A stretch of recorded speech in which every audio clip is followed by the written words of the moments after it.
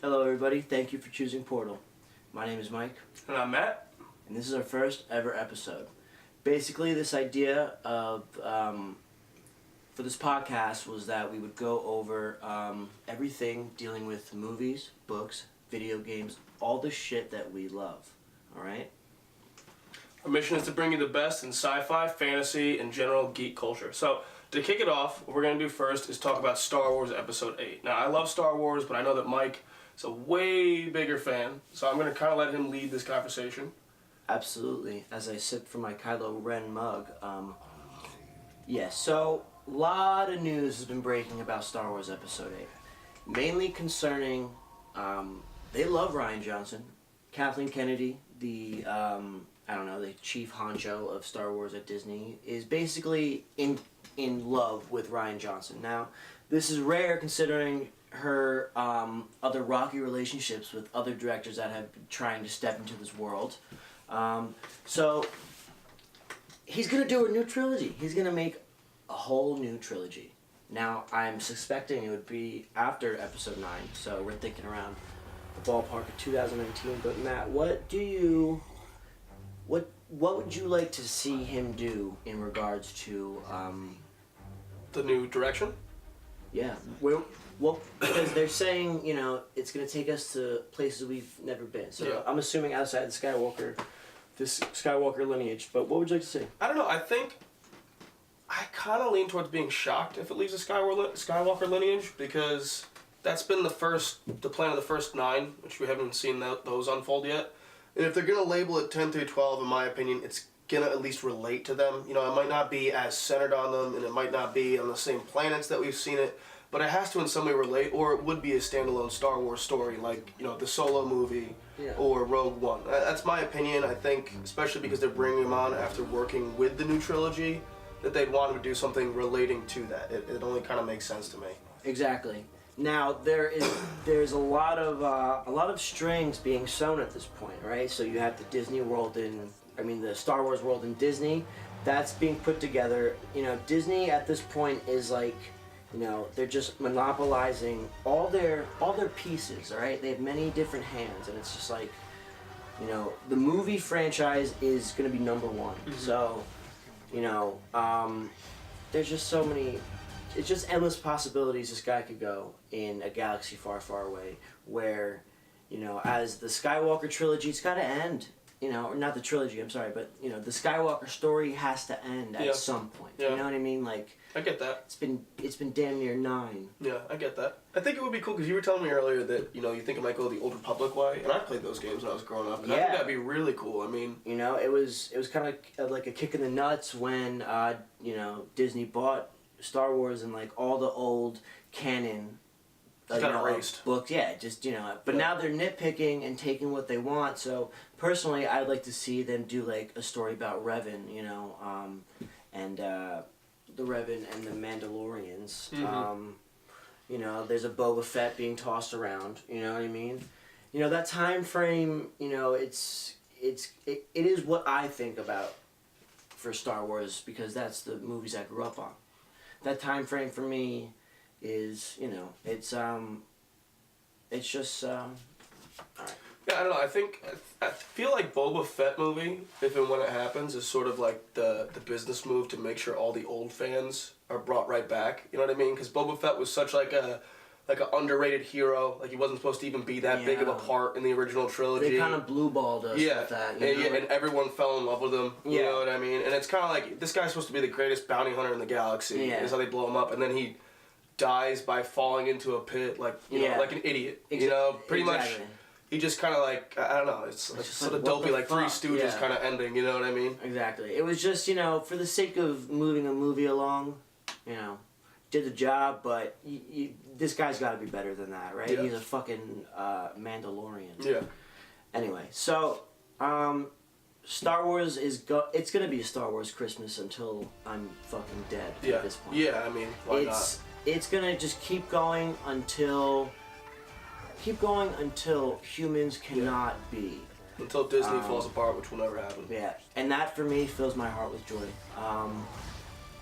It's 2017, about to be 2018. We are at a point in movies where we can do anything. Star Wars is a dream that needs such a platform. George Lucas, God bless him, you know what I mean? The first 4, 5, 6 were amazing.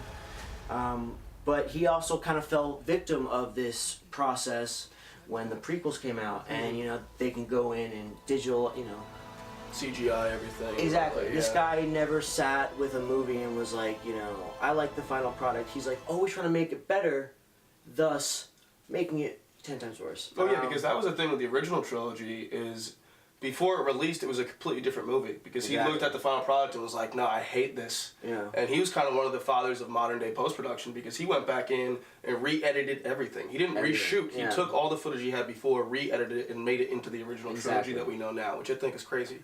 But bringing it back into like more current Star Wars stuff, Star Wars 8. I was looking up, doing my research, trying to find interesting theories, and I know one of the things that we talked about off, outside the podcast is they try to make it out in the trailer for the new movie that Rey is fighting Luke and all these people are like facing off and you're seeing it. And I think that the trailer is trying to mislead you, and I know that you think that too. Totally, it's a classic bait and switch in my opinion. You know what I mean? And Star Wars advertising is so crafty. I think one of the cooler things that somebody went through and dug through the details in the trailer. Like when I said when Rey and Luke are meant to look like they're fighting or whatever, they're having this final battle. When you see Luke on the ground, there's no blue glow. With the shot of Rey, she's got her lightsaber and it's pouring rain. Just a torrential downpour on her as she's holding this lightsaber. There's no rain in the shot. This is not going to go the way you think. Yeah, and there's no rain in the shot of Luke. Maybe he looks a little damp, but that could be he's sweating. There's no torrential downpour like there is in that shot of Rey. That could be in the very beginning of the fucking movie. And the third, and I think this is the craziest thing, that somebody went and dug it out. If you look in, I think it's the Taiwanese trailer. Taiwanese uses gender-specific language. So if you look at it and you know Taiwanese, you know that he's talking to a male. So unless they're revealing that Rey is actually a man, which I doubt it completely, somehow somebody dug through the Taiwanese and realized that, wait, Luke is addressing a man. I love that. That's how the language works. So I think that's insane and obviously points us in the direction that we're saying that they're really trying to mislead you in the trailer to see things that aren't going to happen. Exactly. And now one thing I will bring up is the posters. We'll show you a picture right that. These posters are also doing the same thing that the trailers are in the way that, the first one is Luke in the middle with the hood. He's hooded and cloaked and, he's very ominous. And it's like, all right, dude, this guy is probably, this guy's probably the baddie, And then you got Rey and Kylo. The next one is Kylo on the left side with his fucking red lightsaber, Rey in the middle, and then Luke on, which I'm led to believe is the light side with his green lightsaber. I mean, it's been confirmed about all that great Jedi stuff that Rey is this great Jedi, but Kylo also grew up, in the Jedi temple that he, fucking slaughtered, and he killed his dad. This guy is totally just conflicted at this point. And when he reaches out his hand, man, like, who else could that be? It's gotta be Rey. I would love to see them both start, the whole master and apprentice thing that the Sith had going. I mean, Episode 9, you think Luke's gonna make it out of this one? I don't know, because it seems like they're trying to do away with all the old characters. I mean, you can't kill Leia and then Luke in the same movie. Although Leia apparently might make it to 9. That'd be crazy. So, like I said, it's going to be Star Wars Christmas until forever. Yep, so I'm really excited about the new episode. I think it's going to be cool. But moving on to another Disney-owned property. This is actually a Marvel film. We're going to be taking a quick look at Thor Ragnarok. Alright, so I saw Thor... I didn't. I saw Thor 3 days ago, the filming of this, and I don't know, I thought it was solid.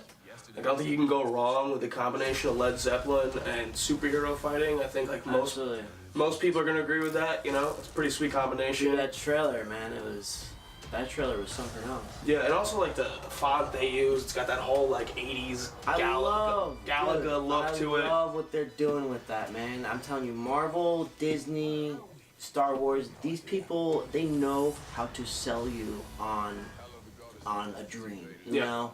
The motif's there, you know? Yeah, like that the way of framing aesthetic it. pleasure, oh my god, I just crumbled. Yeah.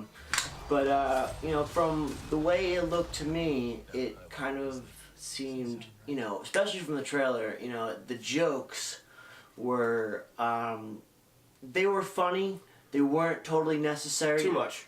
It was too much. I've kind of, you know, it's like they're trying to do a Deadpool thing, but it's not.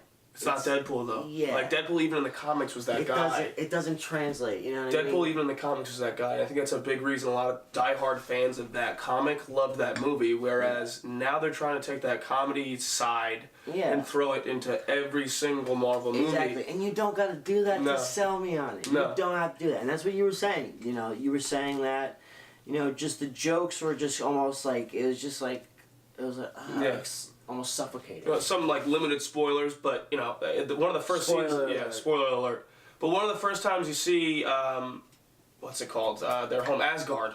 You know, Thor goes back to Asgard. He comes through like the teleportation device, whatever it is, and he walks over, and you know, you think you're seeing Odin. Really, it's Loki. And he's watching a play of Thor and Loki is played by Matt Damon. It's like, how much money did you give that guy for like a chuckle?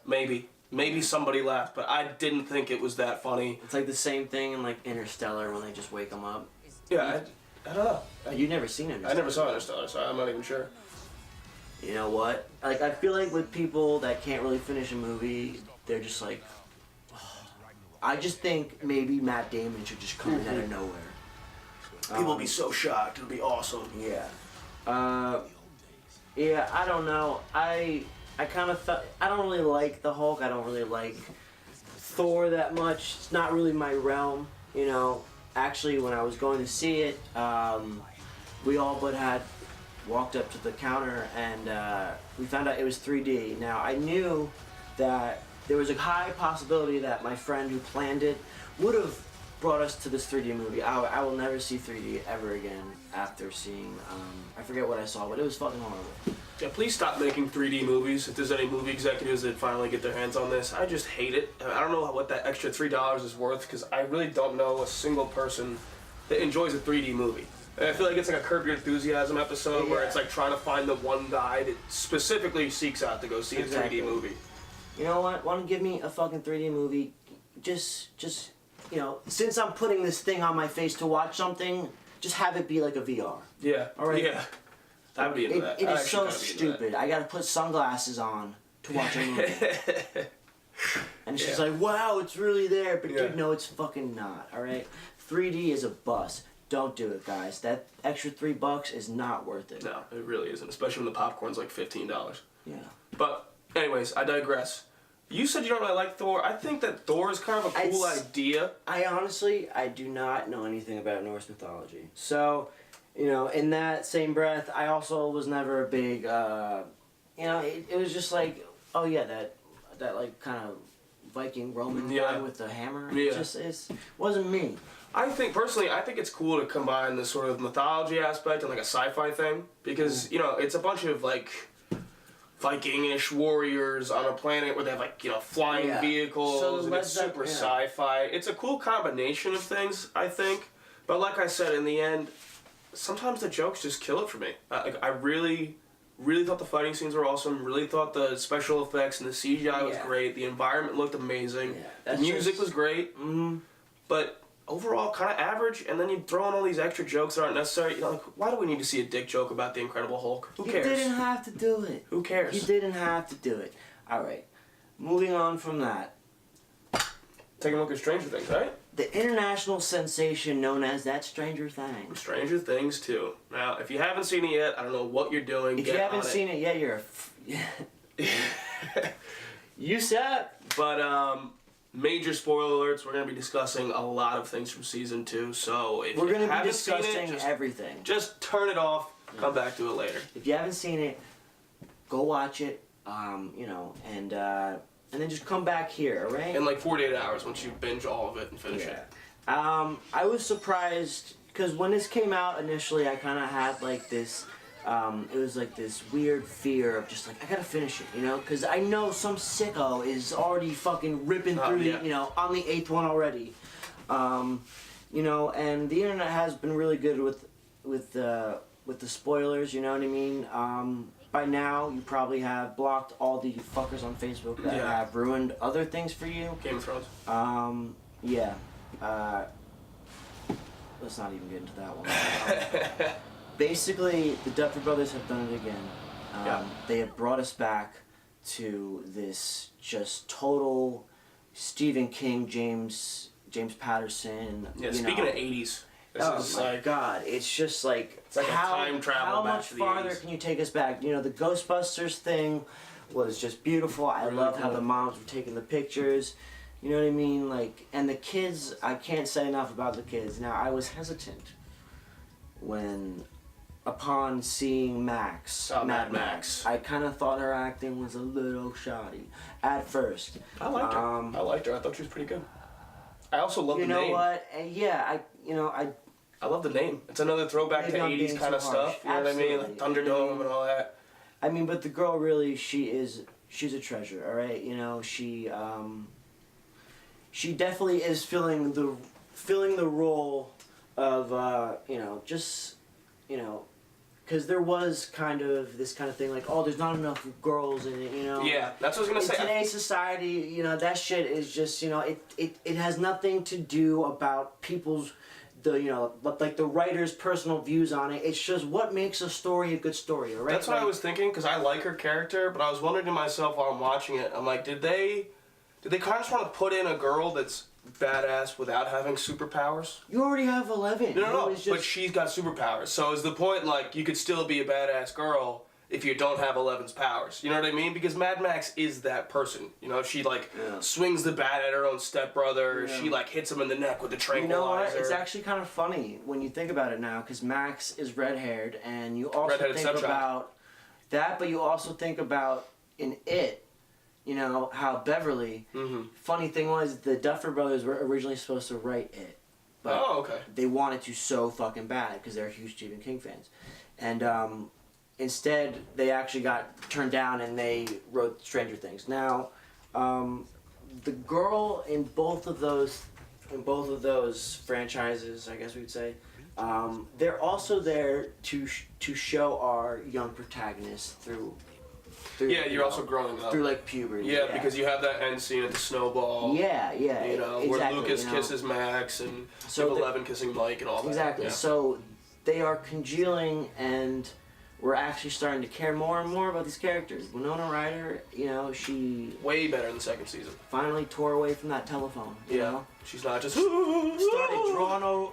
Dude, I have to tell you, when Bob walked into that house, you know what I mean? It's just like, damn, is this pussy really worth it? You know what I mean? Yeah, but you start to like him. At first, you're like, wow, Bob, but at first, it's crazy. Yeah. It's crazy. Yeah. You know what I mean?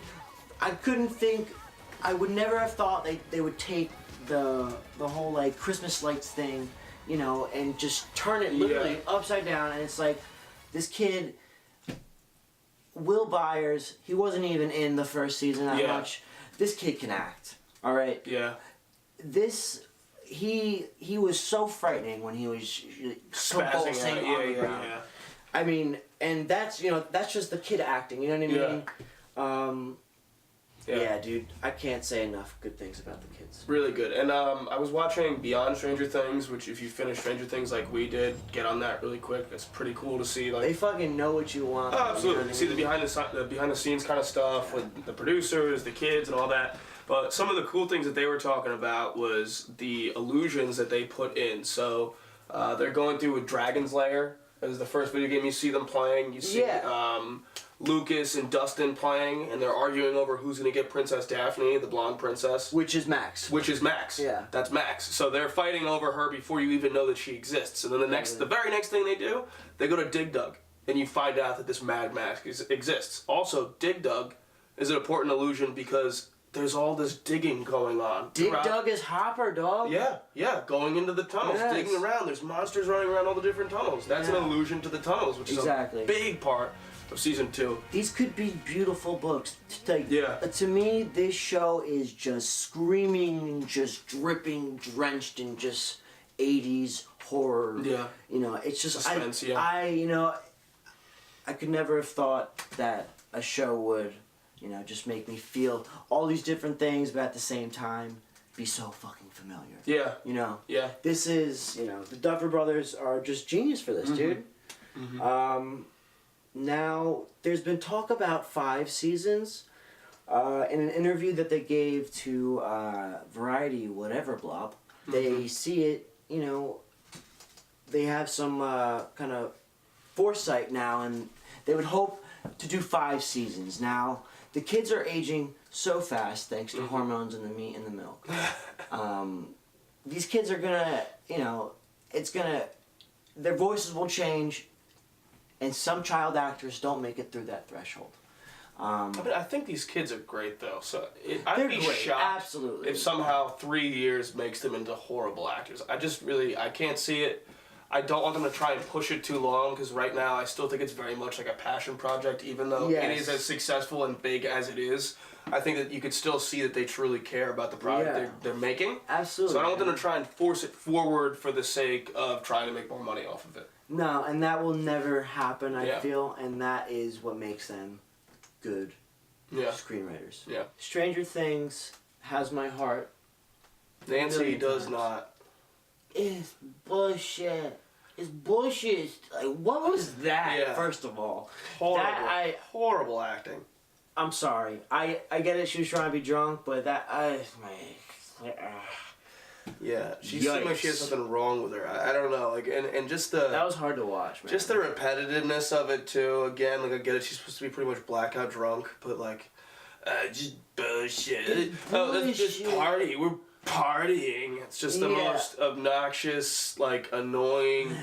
That's when I start really liking Steve, because I'm like, dude, just get away from this girl. She's horrible. You know, and, like, Steve... He's a fucking good guy, man. Oh, yeah, super redeemed. Like, I love the pair of him and Dustin. That was... I think it was a great call, you know what I mean? Steve Harrington is the fucking man. Yeah. And Nancy, I gotta say, she's a bitch.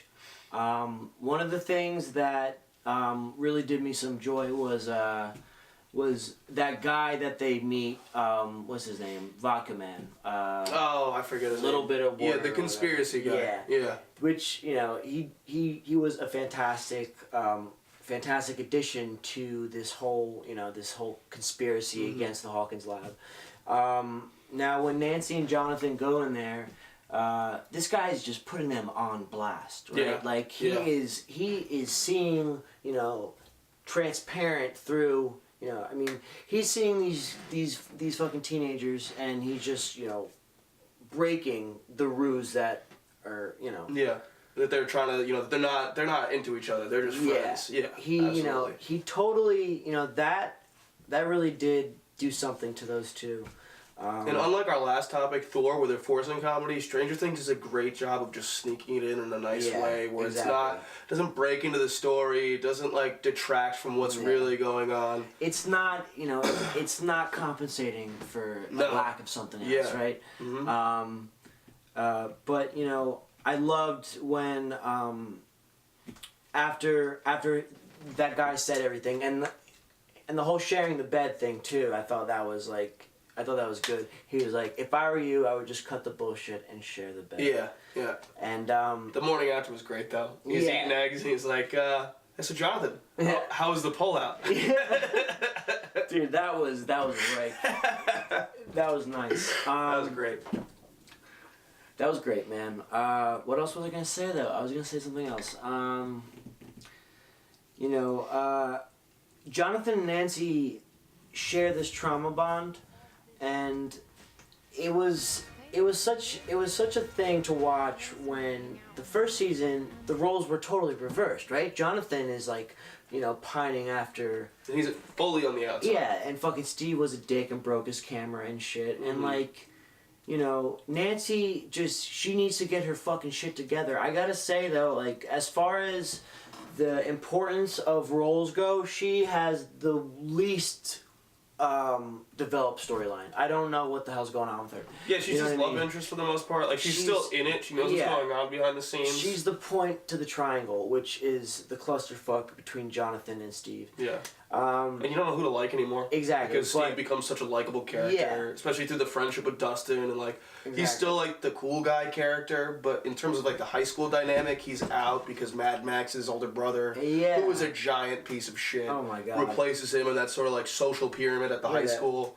And I hated him. I hated his character from start to finish. That dude is the type of guy that just makes out with himself in the mirror. He's every single 80s cliche, and I think it's good they did it that way because it makes it so easy for you to hate him. Yeah. But he comes on the screen, and I just want to fast forward. I just hate his guts. I hate his guts. But that, I get that, but he is...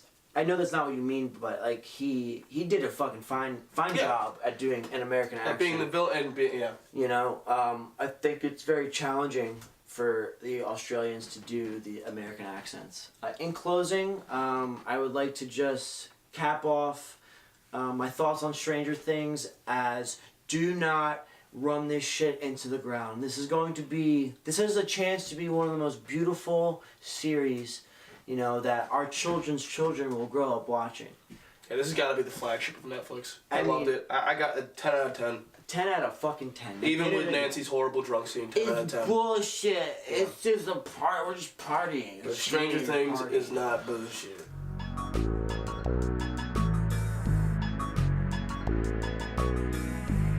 Alright, so we're going to move on to the next segment, which is something we're going to do every episode, called Crown It or Kill It. It's going to be kind of quick takes, rapid fire, new topics. Yeah. If you're into fantasy football, it's very similar to Hate It or Love It with Matthew Berry. Very similar idea, but we're going to be covering completely different topics, so we're going to take it off. So the first topic on this week's Crown It or Kill It is the LA Noire remake. Now, it's pretty much the same game from everything I've seen. It is just a updated HD, 4K, whatever version, but it's the same exact game. And for me, the first game wasn't cool enough to warrant a remake. Also, Rockstar, just give me Red Dead 2. I just want to play Cowboy Grand Theft Auto again. Yeah. And the decisions you made weren't ever really that important. It was just kind of one big trick. So for me, I'm going to kill the new LA Noire remake. I don't know about you. I'm going to kill it too. Those games where it's, it's an RPG, but there's a story that's fucking, it's like a red light each block of the story as it goes. I have no patience for that. I have no time for that. Now, if this game, does it seem like it's that type of, fucking... I just think they're trying to capitalize on something that was successful at the time. I can't imagine the remake is all that's successful. They're not doing anything different. They're just making it better looking. Yeah, I'm going to kill it based on the fact that it shouldn't even be brought back. Yeah, so unanimous kill on the first one. So our next topic is going to be the BioShock remake. Now, this one is all 3 BioShock games, 1, 2, and Infinite, as well as all DLC for all 3 games, and a electronic figurine. So they're doing a Fallout loot box on us again, which is, it's right for a franchise like BioShock. I fucking personally love BioShock. So you're gonna crown it or you're gonna kill it? How much is it? It's $200. $200 for all of that. I don't love it that much. I'm gonna kill it. I'm gonna hang it upside down. Drain its blood. Wow. Alright, well for me, $200 for 3 games valued at $60 a piece, all made in brand new HD, all the DLC, which is probably worth another $150 by itself. And you get this cool figurine, it's all collectible. Just say you're gonna fucking... Oh, I'm gonna crown it. I'm absolutely gonna crown it. You would. It's because you're a psychopath. I'm absolutely gonna crown it. Alright, next topic. So the next one on our list is True Detective Season 3. It doesn't exactly fit our mold of sci-fi fantasy, but it's still right in there with the occult. What do you think? I am going to crown this. I have faith in Pizza Man Nick Pizzolatto. Okay. Alright, now, to me, True Detective, I am probably one of the biggest fanboys when it comes to this show. I have studied the first season and even the second season, which I kind of formed my thoughts on it finally, just the other weekend when I, I just realized it was the second season is so fucking sad, alright? That probably sounded amazing on paper. I think as a book, True Detective Season 2 would have fared way better, in the medium of being this tragic, this tragic... it's basically like Greek tragedy kind of structure. So you're going to crown it? I'm going to crown the fucking shit out of it. Okay. Crown it, kiss it. I'm going to disagree with you again. I'm going to kill it on lack of faith. You're a pansy. I love True Detective Season 1. I still watch it every now and again. And Season 2 was average. It was sort of like the Godfather 3 for that series. It just was like, okay, it's fine, but not what I expected. The first season was written over 8 years. It's his magnum opus. The second season was written over like 9 months. I'll give you that he has more time for Season 3, and maybe that will result in a better season, but I'm still going to have to kill it. I don't have the faith he's even going to bring if they brought Russ back? Oh my god, I'd absolutely kill it. That's the corniest way to try and make it better, is bring back everyone's favorite character from the first season in a completely different story. What centered me? Yeah, what centered me. But I'm going to kill it. So, the next topic on our list is the Solo movie. Now, the Solo movie... I'm going to have to let you lead the Solo movie, because there's very little I know about it. Solo movie was like a hot potato being tossed around over at Disney. The man who plays the voice that guides me through one of my favorite shows, Arrested Development, Ron Howard, is going to be the director for Han Solo. It seems to me it's gonna be like this Indiana Jones space pirate. It's just gonna take us on a ride of hijinks and who is this Han Solo? Who is this man who is so clever and witty with a beautiful jawline? The nape of his neck. So you're in love with Solo? I'm in love with... I love Solo. Okay. I'm gonna kill it. I'm gonna be honest. Alright? I don't think this should have been the next movie. Oh, I don't trust Ron Howard, actually. Yeah, I think that's a weird choice, too. So it's safe, and that's what bothers me. Alright? Yeah. I get it, it's safe because you have to protect the, the sanctity of Han Solo. But what were you saying? I think it's a weird choice too, and I was coming in here kind of tentatively crowning it. But you're the in-house Star Wars pro here, so I mean, you kind of convinced me to kill it. I thought it'd be kind of cool to see Solo as a young guy, and maybe it still will be kind of cool, but Ron Howard directing, I did not know.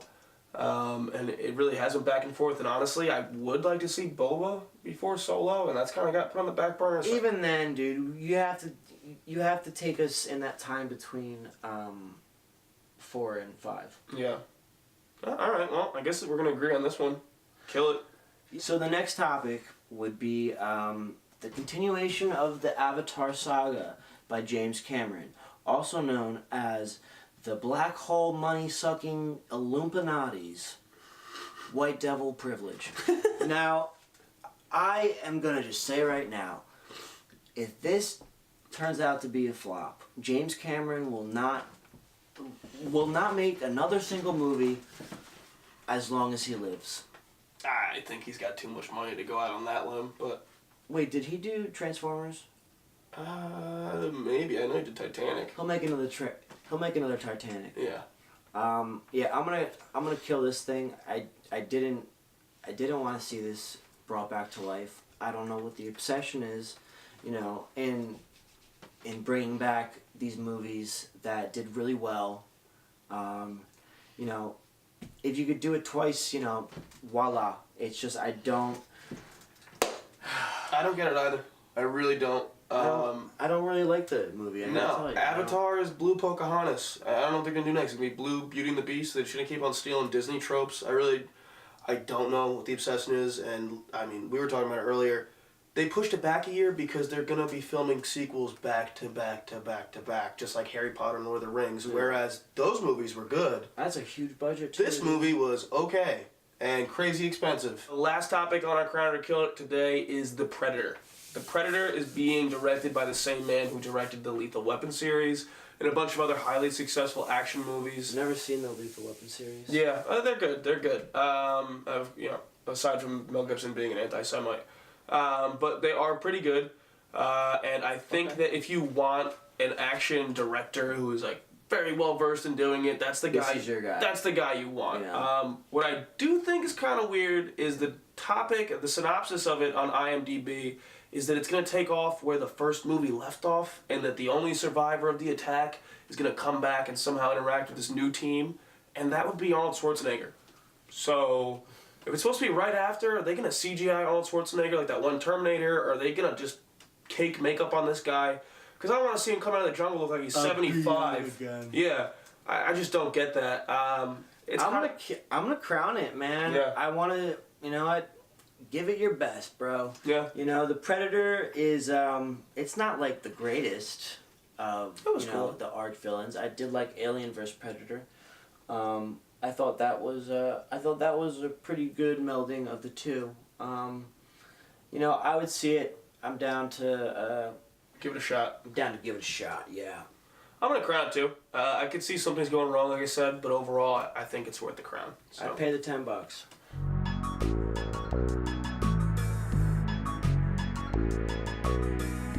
Weekly Wormhole. So the Weekly Wormhole is a segment where we're going to be bringing you some current favorites that aren't so current. Why don't you kick it off, bud? I'm going to kick it off with Preacher, the graphic novel, because the TV show is great, but it's still brand new. Preacher, the comic, ended over a decade ago. How many are there? You have 6 trade books. I'm not even sure the number of issues because the trade books are bigger than any other trade book I bought. Like the average page number of each trade book is something like 370. And you said that they're also sold in like a leather-bound Bible as well. Yeah, that's one of the coolest things I saw is that because it's based around a preacher, they actually make, what are they called, omnibuses, right? Omnibus, I just found that out through you. They make an omnibus, which is instead of having 6 trade books, you have 2 omnibuses that encompass the whole thing, and they're in the shape and likeness of a Bible. I would love one for Sandman. Yeah, that'd be sweet. That would be dope. But you were saying that the show is it's rather crude, and it kind of is like this defamation to the Holy Trinity, and just taking the whole Christian faith and turning it upside down. Yeah. What about the novels is more what about the novels do you find attracts you more? Yeah. I think that because it's a graphic novel and it's not on television and it's not regulated in the same ways, they're allowed to do a lot more, say a lot more that I find, I don't know, cool and entertaining. On the other hand of that, there are some things that you see that are way more crude than you would see in the show, which is saying something. So there are times where you're gonna feel a little sick to your stomach. I mean, I was saying earlier, there's one basically quarter of a page where you see one of the characters got castrated recently, and you see a very graphic page with basically it's been replaced by just a tube with a nozzle. And Riveting. That character is basically kind of like a gross Three Stooges type guy. He's just getting messed up like every other trade book, and you hate him. So it's not like you feel bad for the guy, but still, it's a little much. It seems like there's this overarching theme of like this horrible shit. Like, how could this horrible shit happen to these people? Where's God? Yeah, that's a huge thing. Is where's God? I don't want to give away too much of the story in case you do find that this sounds interesting to you, but. If you are heavy on religion, especially Christianity, if you are weak of heart or weak of stomach, don't read it. It's just not for you, and it's If you're fine. an atheist, I think you'll like it. Yeah, I would agree. I think atheists would really love it. I'm not, but I still love it. But it basically follows a man named Jesse Custer, who oddly enough shares the same initials as Jesus Christ. And he is a preacher that shares consciousness with the spawn of an angel and a demon. That child's name is Genesis. And the whole book kind of takes off from there. And just to give a loose plot idea without giving too many things away, Jesse wants to find God. Jesse thinks that God has let down Earth, let down humans. But he's already a preacher at this point, no? Oh yeah, Jesse's a preacher at the very opening of the comic. Why did he become a preacher? That goes into backstory stuff that's revealed later on. So I don't want to make too many spoilers, like I said. But okay then. He's pushed into the life of being a preacher. It's not exactly a choice that he makes willingly, but it does lead him down a very interesting path, especially when it comes time to try and hold God accountable. Absolutely. So really crazy ideas at work. You got everything in this book. You've got like gunslingers, you've got vampires, you've got superpowers, mob bosses, inbred hicks. Like, there's all different kinds of characters. You're in Texas, you're in New York City, you're in New Orleans. And it's written by a British guy, oddly enough. Garth Ennis. Garth Ennis. Yeah, yeah. Big fan of the Sandman series as well, if you're into that, which I'm sure we'll be covering at some point. Totally in the same realm of graphic novel. So just like your final thoughts on it, I mean, like, the show is beautifully Awesome. It's beautifully done. I'm sure the books are even more, I guess, rich in the overall plot line. Yeah. Who's your favorite character? Would you say? That's tough because they do a lot of things in the show that they change your idea about certain characters as opposed to graphic novels. But within the graphic novel, it's got to be Jesse. Like Cassidy, his best friend in the book. Who's a vampire. Who is a vampire. You find that out pretty early, so it's not really a big spoiler. But he's made to be very likable at first in the graphic novels, and then some shit happens. Until, his body responds as... I'm still a vampire. Yeah. But Jesse's got to be my favorite. Jesse is just, he's a man on a mission. He is, the epitome of kind of cowboy justice. He's, old school America. Yeah. And he thinks he knows what's right, and he's gonna finish out his job. And I think he's a really interesting, kind of noble character, even though what he's doing is crazy. Absolutely crazy. So what do you got in the weekly Wormhole? So, Hyperion? We're gonna do Hyperion. We're going Hyperion. So, this series is, it's called, all of them together are called the Hyperion Cantos by Dan Simmons. Now, the first one, Show the camera, let people see. First one's the best one, in my opinion. Basically, this is about a world that is being invaded by these people called the Ousters. All right, Hyperion is one of the last worlds to be conquered, by the civilization that is living in space. Right. So every 10 years or some shit like that, they pick 6 or 7 pilgrims to go on the journey to Hyperion. Now, it's a science fiction take on Canterbury Tales. Now, the pilgrimage they go on is called the Shrike Pilgrimage, and basically, the Shrike is also known as the Lord of Pain. He basically lives in this place called the Time Tombs, and he can, span all over different time periods and shit. There's nothing more to say about this book than it's just you've never read anything like it. For it being so far in the future, the author does a fantastic job of not oversaturating it with scientific shit. You know what I mean? Something is named something, and he says it enough times where you're just oh yeah, that's called the Hooli Drive or whatever the fuck. Yeah, dude, these books are great.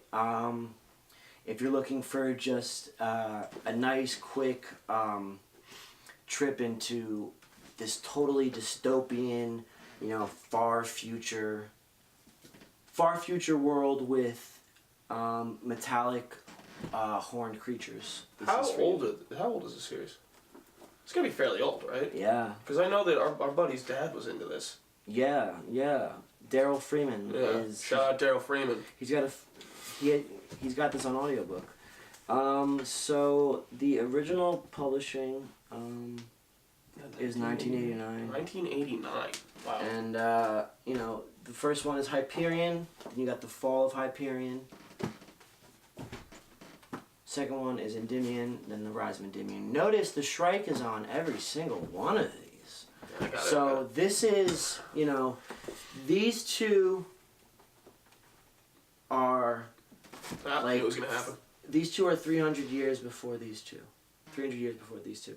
So is this sort of I don't know, do you think this is the foundation for any other sci-fi? Is this relatable to any other sci-fi novel or movie or anything like that for people who haven't gotten into it want to see if they would be into it? It didn't have a market when it first came out, but I feel like maybe people needed to warm up to it. This is a benchmark series. I've never seen any other book like it that displays the future in this way. And we're talking about like 2,787, maybe even 3,000.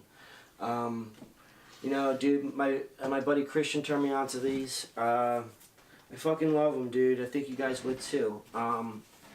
Really light reads, man. I got all three at this one bookstore, dude. I was so hyped. You were there. I found all three. I was like, dude, I'm fucking totally getting it. So that's not the kind of read like a Game of Thrones where it's gonna take you 6 months because it's basically a dictionary. I wouldn't say so. I mean, although some of it can be dense, for the most part, you're just the first book is the perspectives of each pilgrim's story and how they all relate to the Shrike, which is that big baddie, as I was saying. The second story is a linear story, so now we're not going back in time. That's cool. Yeah, dude, I would say give the first one a shot. Watch Preacher on AMC. Maybe go get the graphic novels by Vertigo. Yeah, just sit in the science fiction or the comic aisle in Barnes & Noble for a little bit. Get some taste before you bring it home and really get into it. Eyeball it with your eyeballs. Yeah. So I'd like to thank you guys for making it this far. Yeah, absolutely. This is our first installment of what we're going to be calling Portal. And you want to plug us, man? You want to plug us? Yep. Where we at? We are going to be on YouTube. We are going to be on all the podcasting sites. So if you are listening to us on iTunes, Spotify, or any of that, please check out the video podcast on YouTube, if you please. You'll be able to see a lot of videos, trailers, photos from all of our topics. If not, thank you for watching. And we will be back in 2 weeks with the next episode of Portal. Take it easy. Peace.